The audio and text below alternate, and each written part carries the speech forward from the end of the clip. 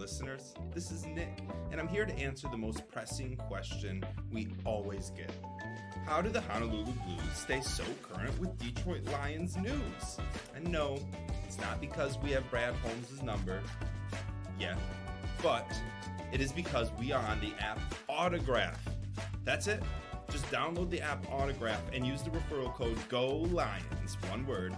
There, you can get the latest news, articles, podcasts, and all the best content for your favorite teams, like the Red Wings, Tigers, Pistons, Wolverines, Spartans, and of course, our beloved Lions.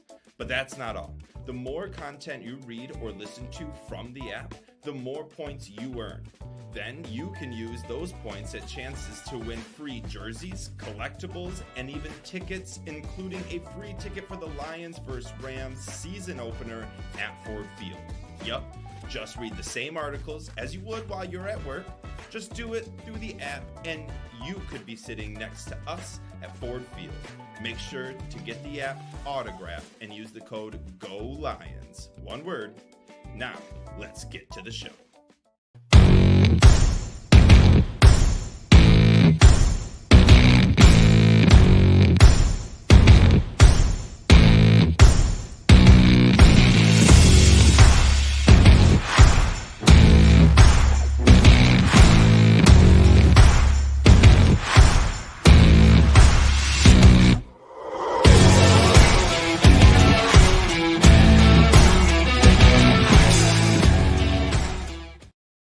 Hey, I don't have my flag. Hello. There we go. We're back. The Blues. You know what? I don't have my flag today, but I do have a little Lions something. And I am such a diehard Lions fan. My mom gave me a pumpkin with Lions painted on it last October. So as you know how pumpkins go, I kind of forgot about it, and here we go, baby. Wow. Oh, that's so gross. Should probably go wash my hands, but had to show it before I threw it away. Oh my gosh, the paint speckles are falling off on my legs right now. But oh my God. Yes, mother, I will hold on to any Lions memorabilia as long as I possibly can. It's literally as long as you can, because that is literally about to fall right through your fingers as you pick it up. Happy Friday, everyone. It is August 16th. And as always, we are here with Jon Snow's cousin, Adam Stark, and Bruno Mars's better-looking cousin, Julius Porter. I'm Nick Faber. We're the Honolulu Blues. We have football tomorrow, Detroit Lions football versus the Chiefs, and we will get into that later on in the show. We are also going to talk about some injuries, but we're just going to have a great time. It's going to be a grand old time, as the Flintstones kind of used to say. Starting out, we got some news, not Lions related, but that Nicolas Cage is going to play John Madden in a biopic movie, which to me is like an odd choice, an odd casting choice. But I love Nick Cage and I love John Madden, so I'm hoping for the best here between that. Boys, I want to know your thoughts on that casting choice. Also, what is your favorite football movie of all time? What is your favorite movie? For me, it's Friday Night Lights. I love that movie. Any Given Sunday is right there, but Friday Night Lights takes the cake for me. I love watching that. Man, yeah. Nick Cage, he does it all. He was almost Superman at one point. He's found the Declaration of Independence, National Treasure. There's another great movie. Cheetah Dawn in 60 Seconds. Yeah, there's a lot. Yes, he's great. But I mean, I'm right there with you, Nick. I'm like, that's kind of interesting. Nick Cage as John Madden. Is he gonna have to put on some weight or something, or how's this gonna go? But as you guys know, Nick Cage is a great actor. So if they get a great actor for that role, hopefully they do our guy John Madden right, and make a great masterpiece out of it, because that Madden documentary was phenomenal. I know it was more of a documentary as opposed to a movie, but I'm sure there'll be some factual insights on it as well. But my favorite movie, football movie of all time, I have to go back to my childhood days. And the Gridiron Gang and Dwayne "The Rock" Johnson, where he takes over a group of prison guys. No, this ain't no longest yard type deal. This was a straight up just smash mouth, hard nosed. It's all the prison inmates. He turns the football team around. I haven't seen the movie in a while, but I remember I loved it as a kid. And one other thing, I like to call it Gridiron Gang because that's what I pronounced gridiron as when I was a child. So yeah, that movie was awesome. Was one of my first like more football than like happy story type movie. I love that, dude. I love that. Julius? Yeah, Nick Cage is definitely an interesting pick to play John Madden. I'm sure he had to give a rock star audition or show one of the producers of the movie, like, hey, look, I'll make a great John Madden, and did like a little skit, and it was amazing. I'm sure he's going to go through some kind of transformation, gain some weight, or have some heavy makeup on to try to look the part, but I'm definitely interested in seeing it. As far as my favorite football movie, I have a lot of there was a lot of competition for this, but I'm gonna have to go with Remember the Titans. One of my favorite actors, Denzel Washington, and the story itself is just very uniting, and to me, it's what football is all about. If anything, that movie is one of the reasons I fell in love with football in the first place. So I'm gonna go with Remember the Titans. Shout out Denzel. I will say too that I have a close number 2 that I just thought of, and it was because Julius said Remember the Titans, and that is a comedy spoof, The Comebacks. I don't know if you guys ever saw that with David Cockner or whatever, how to pronounce his last name. But Julius, when you said Remember the Titans, there's a scene in the movie when they're either playing the Titans or something, and they like say something about it, and he's like, Remember the Titans, and David's like, who's that team? And he forgets the Titans. There's a bunch of other great jokes in that movie. I might have to watch that again soon. That was like right in the mainstream of like spoof movies. Oh, so yeah, like the comebacks, the superheroes or whatever, like Scary Movie, like really energized it. Dewey Cox kind of like pushed it over, and then it was just like spoof after spoof after spoof after spoof. That's great, dude. I miss the Scary Movie movies, dude. Those were top-notch movies. I'm gonna have to rewatch them this Halloween, which is coming quick. But what we are going to do is get into a little bit of breaking news. Breaking news. And not much breaking news, but we do have some news, and that news is injuries, basically. That's what we're going to kind of dive right into. Basically, all we want is for our guys...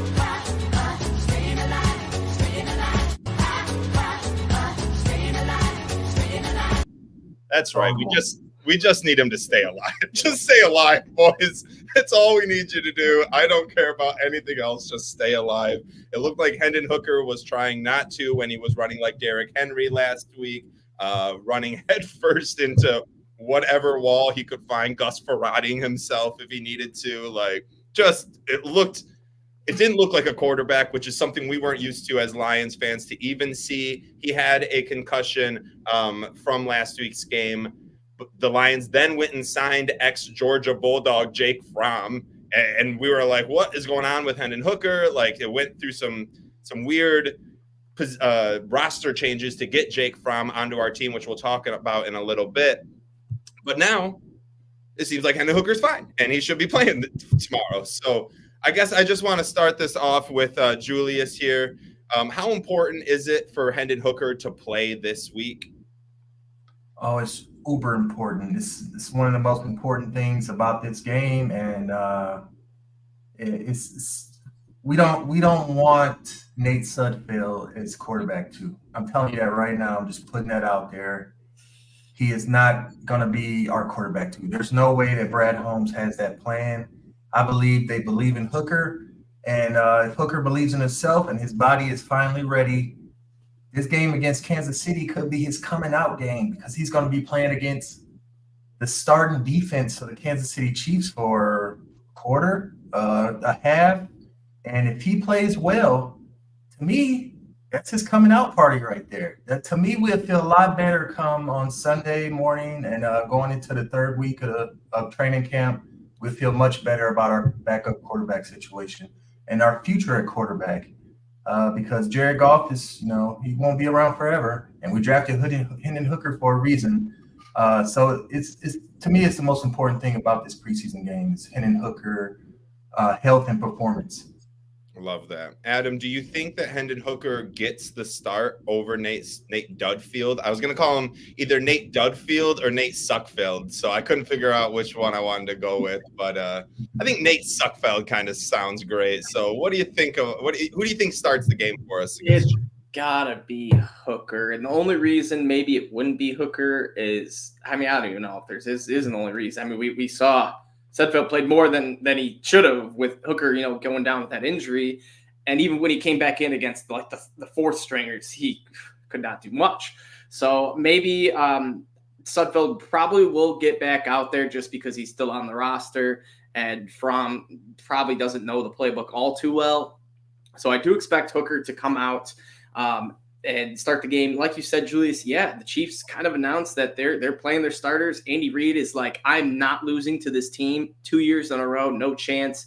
And Hendon Hooker has a great opportunity. He gets to go up against the second best head coach in the NFL right now. And I think he's going to make the most of it. He was my MVP last week. He looked good quick, but then he, tried to bulldoze into guys and got hurt. I will say, I do hope he wears a Guardian cap.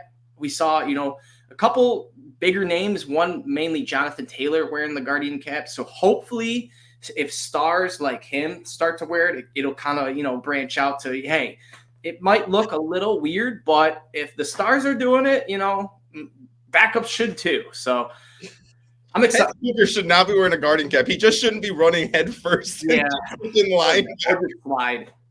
Like, what are you doing, man? His mom had to tell him to slide. Like, what are we doing, dude? You're a football player, man. Know this shit. Come on. But I do get what you're saying. I disagree with you, Adam, in the sense that I do not think Hooker starts this game. I think Nate Sudfeld does. I think he looks better than he did last game in a wet MetLife Stadium. It's going to be a different atmosphere here. It's going to be dry. I don't know, man. The Lions sometimes don't push the way we want them to. Like last year, we're like, Broderick Martin was drafted in the third round. We should be playing this dude all the time. And instead we're signing guys and playing them.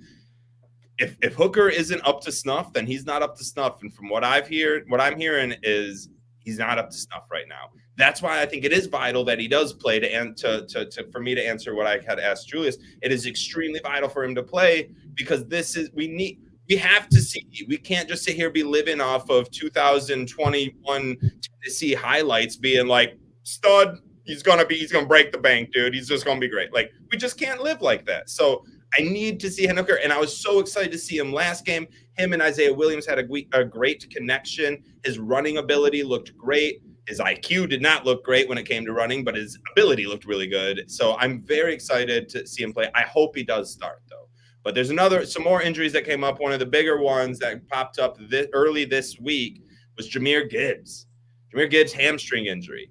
I know. Golly, it was one of the scariest moments of my entire life right there at that moment. Hamstring injury, says he's going to be fine. Dan Campbell's very positive with the way he talked about it. Probably will not see him in preseason. Expect to see him week 1. These hamstring injuries linger, though. So, Julius, I wanted to ask you, is it crazy to think? Is it crazy to think to not even play him weeks 1, 2, or 3, and let this injury just heal and let D. Montgomery, who would be a running back one with every other team, run the show with Reynolds and Baki backing him up, and just sit Gibbs for freaking first 3-4 weeks, or until we lose a game, you know what I mean, or lose 2 games, then be like, all right, bring him in. But is that crazy or no? Nick, that's the most logical decision the Lions could make, especially if this hamstring is something they're not certain about. Hamstrings are tricky, especially at the running back position. They use their legs, they use their hamstrings a lot for explosiveness. It's vital. Jahmyr Gibbs, if he's not ready, don't rush him back. We got David Montgomery, Sione Baki, Craig Reynolds, Jamar Jefferson, Zonovan Knight. It's okay. We'll miss the weapon that Jahmyr Gibbs is. I'm sure we will. And I just can't stand to lose him longer than a few weeks. You know what I'm saying? Evidently, it's minor. Word on the street, he'll be back week 1. Just need some rest and rehab for the next couple weeks. That's all good and gravy. But if we rush him back and he aggravates it and he's out, he has to hit the IR for a while in the middle of the season. It suck. Yeah. See, now I kind of disagree. I'm granted the first 3 games aren't the toughest teams. We played the Rams and the Bucks, 2 teams, our last 2 wins essentially, and then the Cardinals with a new head coach, new wide receiver, Kyler Murray coming back off injury. So if we were to make a move like that, it would be, those 3 games. But this injury came early on-ish. So I think if it would have came this week, next week, 3rd preseason game, whatever, then yeah, I think we should, sit him out a couple games, make sure that's just perfect. He can do whatever, perfect, 100%, not even 99. But he's got a full month to recover. I think we'll be all right. I think he'll be all right. Dan Campbell did seem a little optimistic about it. He did deal with some hamstring injuries last year too, and we kind of dealt with it, pretty well. He only missed like a couple games, and it didn't get worse, which was the main thing. So I wouldn't be opposed to sitting him 1 week. And, if Montgomery looks phenomenal and we beat the hell out of the Rams, then maybe 2 and kind of just see how it goes from there. But what I think will most likely happen is he'll just be in a limited role week 1. If he's like 95%, just have a few plays, let Montgomery be, that Green Bay, Lambeau Montgomery 3-touchdown man, and just let him go to work. And if we need Gibbs, which we have so many freaking weapons, especially if JMO takes off, I feel like that could be a little, filler. But then again, we don't really have a 3rd wide receiver, so there's other spots, but, Laporta too. So I think that is a situation where the Lions are so loaded on the offense that we could afford to make that decision. But personally, myself and my fantasy teams, I'd like to see it week 1. Definitely. I want the kid to rush for 2,000. You know what I mean? He said he's going to buy a house when he gets for 1,000 rushing, 1,000. I'm in anything you want. Browns money, dude. That's great. It's the best. All right. Yeah, I like the idea of sitting him. Honestly, I'd sit him through week 17 and bring him back for the Giants game, dude. We'll just ride him out for the final 5 games of the year, dude. That's great with me. I don't care about anyone's stats. I don't care about anyone's numbers. I care about a Super Bowl and whatever we can do to have an entire healthy team for the playoffs is all I'm really looking for. Terrion Arnold, Enos Rakestraw both came up on the training camp injury report. Both seem to be quite fine. Do you expect Julius to see them this week or no? From reports that I'm seeing, I don't think so. With Arnold, Rakestraw, they're not giving a lot of news about the severity of the injuries. Even Gibbs, they're not telling us if he pulled his hamstring, if he just like strained it bad, or what's going on. Same thing with the rest of the players. Arnold and Rakestraw got an ankle, upper body, not much more we know, but maybe that's a good thing. Maybe them downplaying it is just them like telling us chill out. It's just minor preseason training camp stuff. And so honestly, I see Arnold and Rakestraw as key players on our defense. So I don't care to see them either. Adam just left us. I was going to ask him the same question, but he gone. Oh, he back.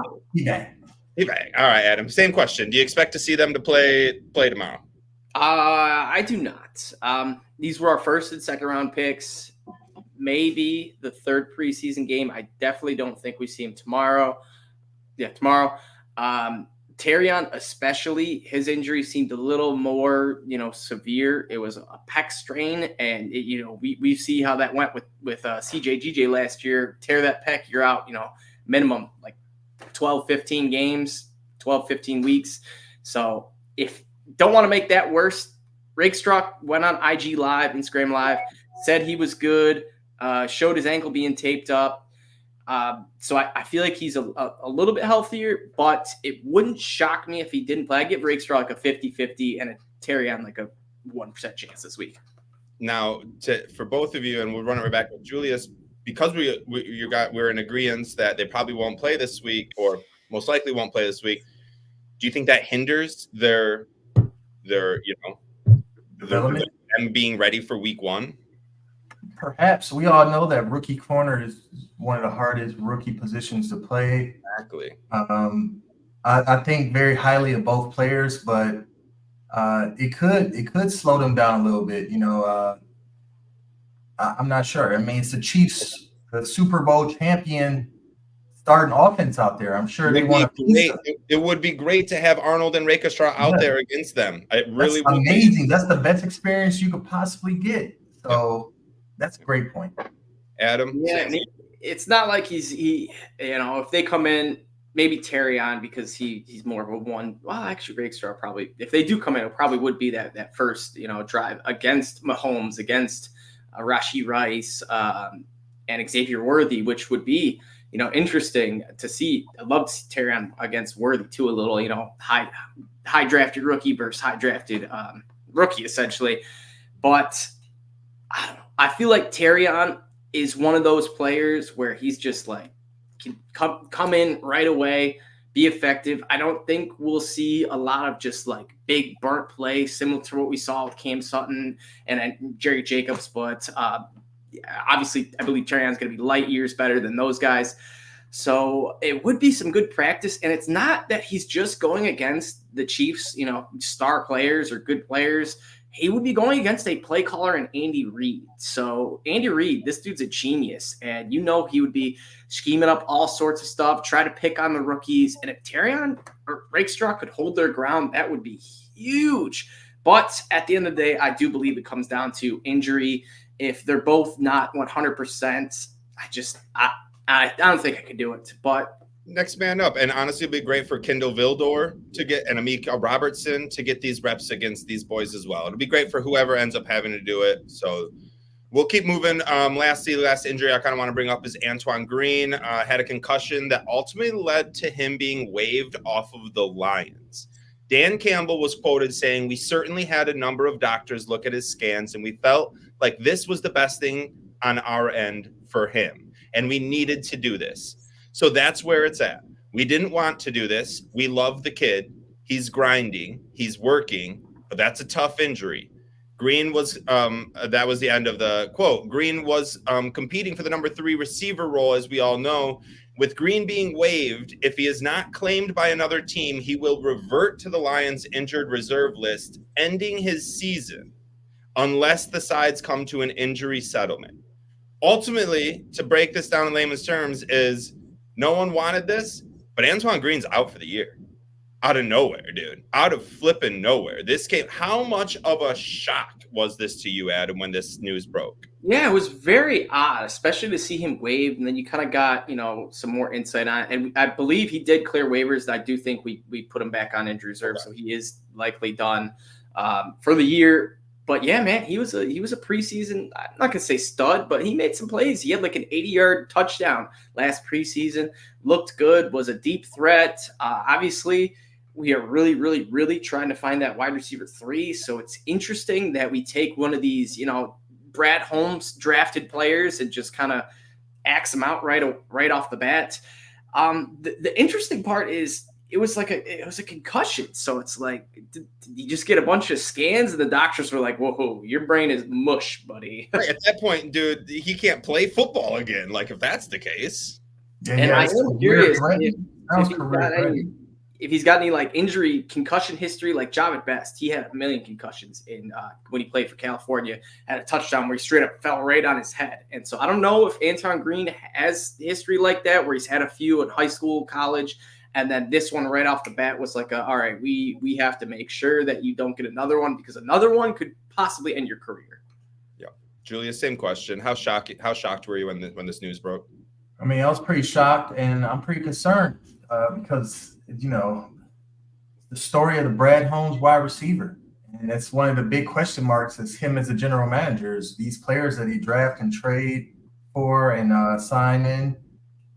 A lot of them just don't pan out. And I feel like Jameson Williams is going to be the tell-all when it comes to, is Brad Holmes good at identifying wide receiver talent? That's J-Mo's going to be the guy. But Antoine Green is unfortunate. And to be waived and then your season is over a concussion, to be career threatening, literally. Like, you take another hit, you might not make it. And it's scary. It's scary. So pretty much goes back, hey, you should have had a guardian cap on him the whole preseason if, like you said, Adam, if he got a history of it too. I mean, as a former football player in high school, I already know you get concussions all the time, and you don't even, Yep. you just keep playing, especially the good ones. They just, wave it off. And by the time you make it to the big leagues like the NFL, I'm sure that all it takes is one awkward or big hit, and it's probably what happened. But it's really unfortunate, and the Lions wide receiver room right now is questionable. Exactly, and that's a great transition to where I want to go next, which is our wide receiver 3-4, our depth.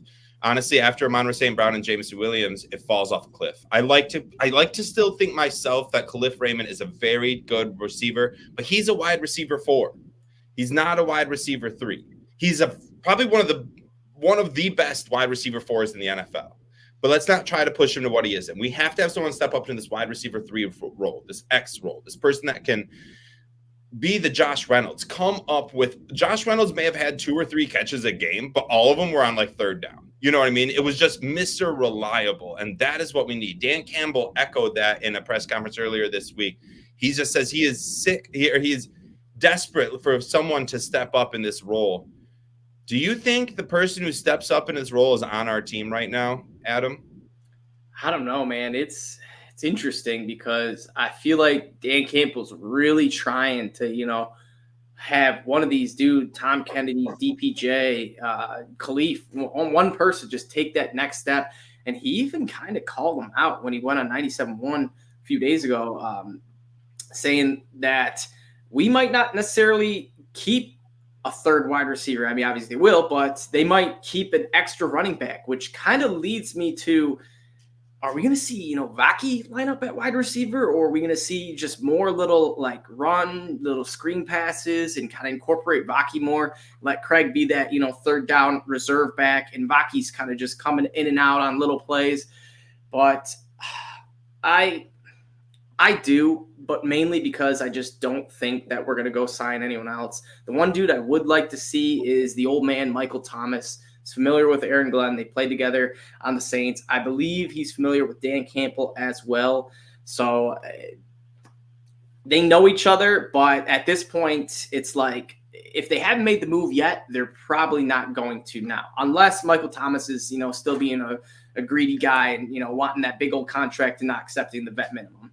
Sure, we're about to have like 300 players get dropped from a team in like a week. So I mean, there are people that could come to light. But Julius, same question. Do you think that the wide receiver 3 who steps up is on our team right now? That could be running back, backup tight end, receiver, anyone. Like, is that person on our team, or do you think we go and get someone? I don't think that person is on our team. And what I think is that Ben Johnson and this offensive line, this running game, they can mask it as long as there's no major. That's the thing. If we lose Amon-Ra St. Brown or Jameson Williams, that's when we feel it, right? Because I feel like we do enough with our tight ends and running backs and Amon-Ra St. Brown to not really need a effective wide receiver 3. And if anything, Khalif Raymond could be that. We've seen him have some big games with the Lions when called upon. He just doesn't have the stature. Like if Amon-Ra St. Brown went down or J-Mo went down, you don't want Khalif Raymond as your wide receiver 1 or 2. I think we saw that in Campbell's first season, and our offense was absolutely horrid. So, I mean, like you said, Nick, free agents are going to be popping up out there. Still some out there. I am just totally clueless on this. I'm just kind of scared because I feel like injuries are our biggest fear this year. It's always our biggest fear, but it's definitely our biggest fear this year. And it's like starting in the wide receiver room for us. We cannot afford any injuries because right now the wide receiver 3 is not clearly on the roster. Let Brad Holmes cook, you know what I mean? Let's see what he can find. I think it is outstanding. Just a huge shout out to Brad Holmes. Because this time 2 years ago, the wide receiver 3 position was the last thing we cared one bit about. Like, will it be Tyrell Williams or Brashad Perryman at wide receiver 3? You know what I mean? Like, It didn't matter, dude. But this year, all we have to sit here and debate for 2 months straight is who's going to be our wide receiver. It's the biggest freaking topic in Detroit outside of Jameson Williams. And it's nuts because I never would have thought we'd be in this. You know who was our wide receiver 3 in Campbell's first year? ASB. ASB. Yeah. Yep. And Khalif Raymond, he was like the wide receiver 4 still, playing a little bit of wide receiver 3 once.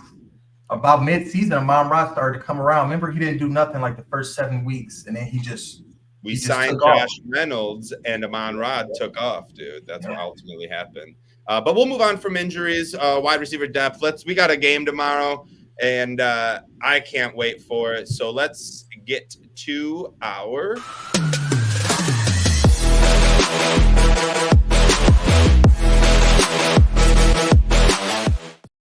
prediction time. Last week, Adam already dropped it. We were 11 minutes into the show before he couldn't hold back and say that he picked Hendon Hooker and won the MVP prediction last year.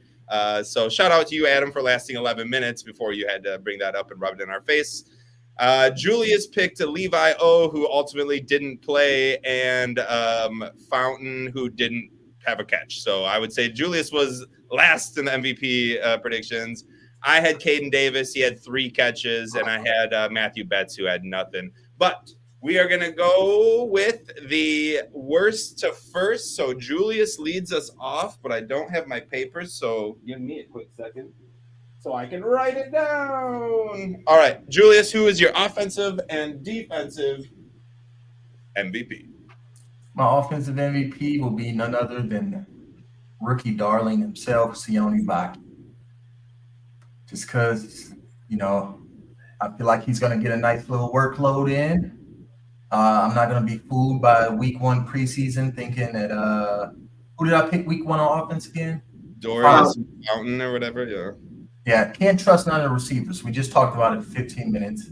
I'm going with Sione Baki on offense. And then on defense, friend of the show, Kendall Vildor, it's your time to step up, baby. It's your time. We believe in you. I love that.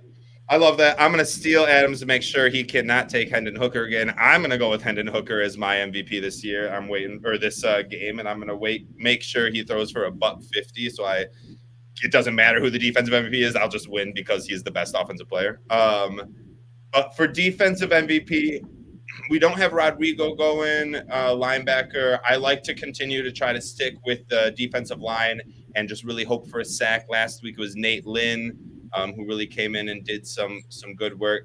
But he's obviously out now.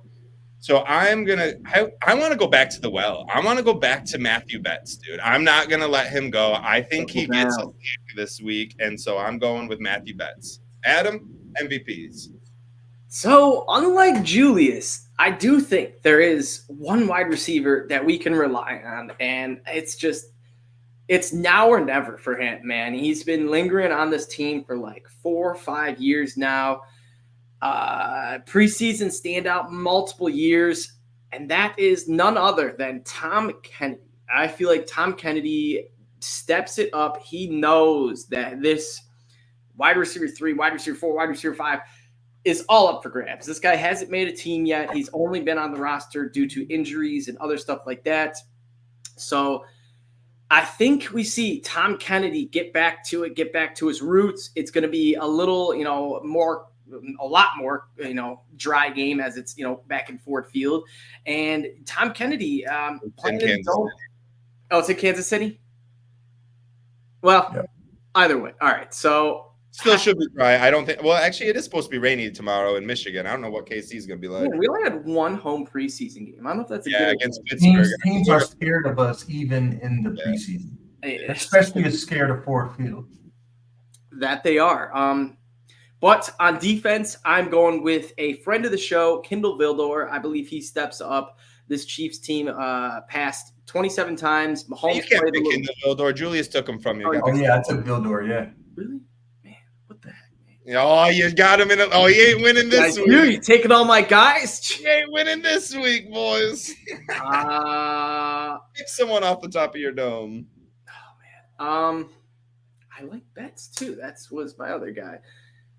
I'm going to go with Broderick Martin then. I think he's going to continue what he kind of did last week, had a solid outing. Seemed like he was kind of like a bulldozer, is going to be going against, a good Chiefs defense, or offense, I should say. And, like I've mentioned prior, Andy Reid. So Broderick Martin, I think he's got a time to shine. He knows that the two defensive tackles we got, Aleem and DJ Reader, have injury history, both of them. So if he can be that third rotational guy, he might get a shot to start. And then even Levi, who didn't play last week, has dealt with just so many injuries, was out for a full season with a back injury, is going to likely make the team be one of our rotational guys. So if he can be that fourth spot, I think Broderick Martin, will be hungry enough to want to earn that fourth spot this game. Yeah. Last week's defensive MVP, Brandon Joseph, does not get picked. I was thinking about him, but he, again, wasn't picked. All right, we don't have a lot longer on this show, but I did want to talk a little bit about this game real quick. Julius, what are some players or things that you are going to try to pay the most attention to during the game tomorrow? The top players or things I'm going to be paying attention to will be Hendon Hooker. Mm-hmm. To me, he's the number one person to watch in this game on the Lions, just for a plethora of reasons. I think we talked about in the beginning of the show. The future of our team is at stake when we're watching Hendon Hooker. I'm going to be looking at Sione Baki because he's my offensive MVP, and I want him to win. I want to win this next week. I want you guys to be like, you're right, Julius. Yeah. And I'm looking out for injuries, man. I don't want no injuries, even to some of the top reserves. Friend of the show, Kendall Vildor, stay healthy out there, baby. Yep. Yeah, that's pretty much it. Just hoping for a good, clean, productive football game. Yeah, I love it. Adam, same question to you. Some things or players that you're going to be just kind of keeping an extra eye on tomorrow? Yeah, I think the consensus is Hendon Hooker. We all really want to see what this guy does. Mm-hmm. Maybe a little bit Nate Sudfeld, just hoping that this was just like a one-time thing, but I don't have high hopes for that. But Sione Baki, he made one phenomenal run, led the team in rushing. Well, actually led the running backs in rushing because Hendon Hooker led the team in rushing. And on defense, I'm kind of excited to see like the next man up. We saw, Deron Gilbert had a great outing, but then he got injured, put on IR, season done. So it sucks for him. Malik Jefferson led the team in tackles, had a tackle for loss. So, he might be able to make something. But there's also a couple guys, see if Brandon Joseph can continue the success. If he gets another pick off even, Carson Wentz, who, was a phenomenal quarterback one time long ago, is now the backup to the Chiefs. And I feel like he could still, be a decent backup and, a decent preseason dude. So if, Brandon Joseph can make an impact against either Mahomes or Carson Wentz, or even I will throw out there Ian Book, who is, been in the NFL. I believe he had one start for the Saints last year or the year before. So all guys that, aren't just backup dudes that haven't ever started a game, like Sudfeld, I believe he started a game. All those Chiefs quarterbacks have had some sort of experience.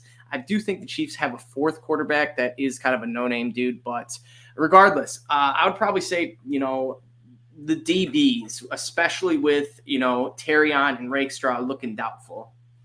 I love that, dude. And I'm going to go my biggest things are all defense. I don't really care about the offense. I do want to see if a wide receiver 3 steps up, but I'm not going to be paying attention to it because I don't want to look at our wide receiver 3s, dude. I don't want to look at any of them. I don't care to see what they have to do for me. No, I am really rooting for Isaiah Williams and Caden Davis. I hope both of them are just phenomenal and have an amazing breakout game. But defensive-wise, I want to see what Pacheco does against our defensive line, even if it is backups. That'll be very interesting to see. Hopefully it is Broderick Martin and like Levi O in the middle and like Pascal and maybe even a Davenport showing or something. Or if not him, then Matthew Betts or something on the outside. I want to see our DBs go against Pat Mahomes, Travis Kelce, Hollywood's not playing, but Xavier Worthy, Rashee Rice. I absolutely want to see that lineup. And then I just want to continue to see this kickoff. Jake Bates did not do the kickoffs well last game. He was a poop, scoop, badoop. Now, he made his field goal. That's great. He also bombed a 64-yarder in practice this week, which is great. But, dude, Let's get some precise kicks in there. I don't want anything before the 20. I don't want anything after the 20. Hit that sweet spot, Jake Bates. Those are going to be my 3 things that I'm really watching this week. Chiefs plan to play their starters for the first half of this game. Do you like that idea? Do you wish the Lions would do it? This is a 3-parter. And if you were a coach of any team, not the Lions, but any other team, would you play your starters for a little bit at all in the preseason? So maybe some of the not key starters like Goff, Amon-Ra, Montgomery, Sewell, Laporte, those guys, no. But the guys there goes my phone again. The guys I wouldn't mind seeing J-Mo. I wouldn't mind seeing some of these other rotational dudes. I know our offensive line's pretty old. You don't really want to have the old vets in.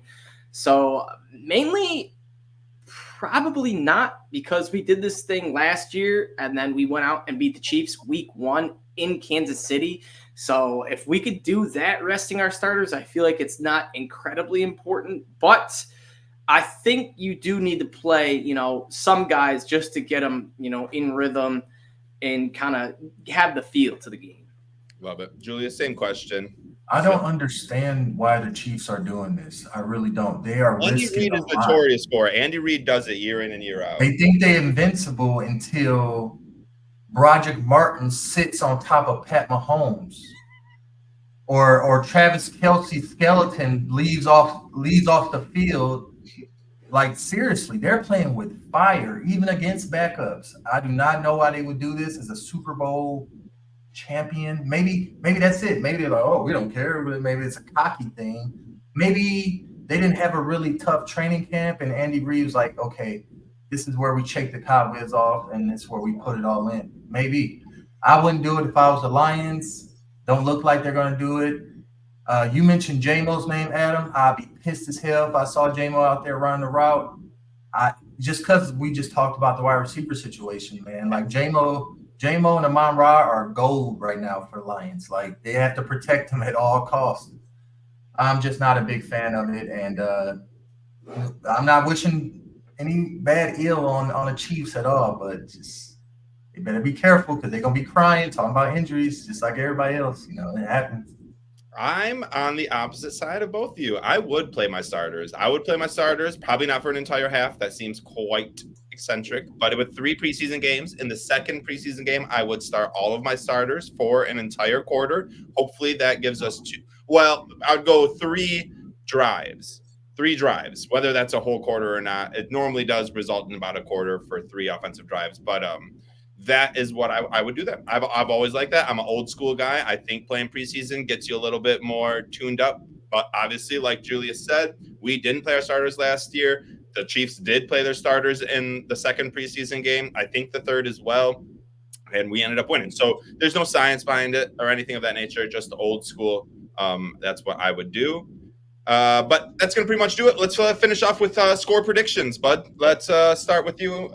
We'll go worst to first again. So, Julius, score prediction. Yeah, last week I told the Lions to shut their asses up. The Giants, after all that inter-practice, all those fights they had, that didn't end up happening the way I hoped it would. This week I'm going to be a little more realistic. I'm going to take into account the starter situation, and I just don't think the Lions are going to have enough starters to match the kind of firepower. Nothing goes wrong for the Chiefs.